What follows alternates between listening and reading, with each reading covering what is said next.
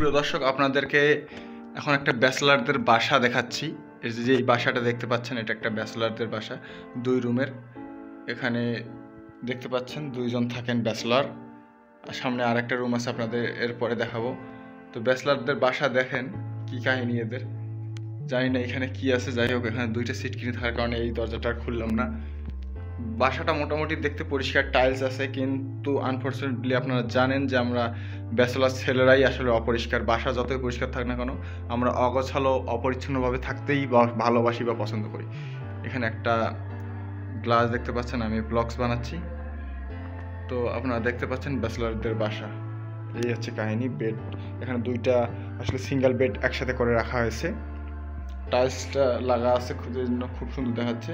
এখানে আলো আসলে কৃত্রিম আলো, লাইটের আলোর কারণে খুব ক্লিয়ার দেখা যাচ্ছে না সবকিছু, একটু আপনারা ঝাপসা ঝাপসা দেখতে পারেন।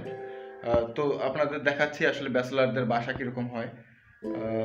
আশা করি আপনারা বুঝতে পারবেন যে ব্যাচেলারদের কিছু কান্না বা কিছু কষ্ট থাকে, যেটা আসলে তাদের ব্যাচেলারদের বাসা দেখলেই বোঝা যায়। তারা ঠিক সময় মতো অনেক সময় খাওয়া দাওয়া করতে পারে না, ঠিক সময় মতো যেই খালা বা বুয়া থাকে বা বাবুর্চি থাকে তারা আসলে সময় মতো সব কিছু করে দিতে পারে না, খাওয়া দাওয়া রান্নাবান্না যা আছে, বা তারা ঠিক মতো রান্নাবান্নাও করে না। অনেক সময় তাদের বাসার যেই সরঞ্জাম থাকে রান্নাবান্নার জন্য, সেগুলো অনেক সময় খালা বা বুয়ারা চুরি করে নিয়ে যায়। আপনারা জানেন এইসব বিষয়ে, যারা বাইরে থাকেন তাদের এই বিষয়ে অভিজ্ঞতা আছে।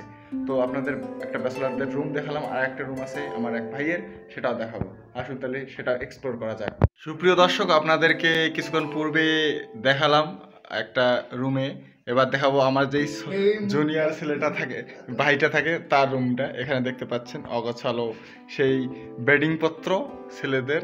এরপরে কিচেনটা অবশ্য দেখাবো। এই যে তার বেডটা, এখানে একটা টপ ল্যাপটপ রয়েছে। এই যে তার রুম, এদিকে দেখালে অন্ধকার সবকিছু।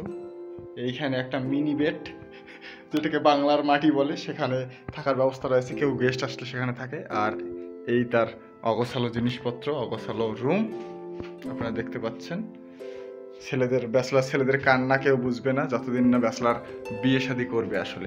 এবার আপনাদের একটু কিচেনটা দেখাই। এই হচ্ছে নোংরা জিনিসপত্রের ডিব্বা আর কি এখানে। তো বন্ধুরা দেখতে পাচ্ছেন আপনারা নোংরা জিনিসপত্রের ডিব্বা।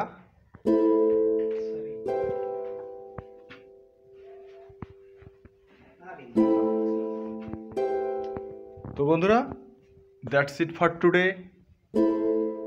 আমি এখন এক ব্যাচেলার ছেলেদের কিচেনের মধ্যেখানে দাঁড়িয়ে আছি। পিছনে দেখতে পাচ্ছেন আপনারা, আমার পিছনে দেখতে পাচ্ছেন যে কিচেনটা তাদের কিরকম, আপনাদেরকে দেখাইছি ইতিপূর্বে। তো ব্যাচেলার ছেলেদের কিচেন আসলে এরকমই হয়, আপনাদেরকে দেখালাম। তো আশা করি আপনাদের ভালো লাগছে ব্লগসটা। আর জানেন ব্যাচেলারদের একটু দুঃখ থাকে, তাদের একটু চাওয়া পাওয়া থাকে, কিন্তু আনফর্চুনেটলি সেটা যতদিন না বিবাহ হচ্ছে ততদিন আসলে ভালো খাওয়া দাওয়া, ভালো একটা ফ্যামিলি বা ভালো বাসা, ততদিন পর্যন্ত চাকরি বাকরি না হওয়া পর্যন্ত হয়ে ওঠে না।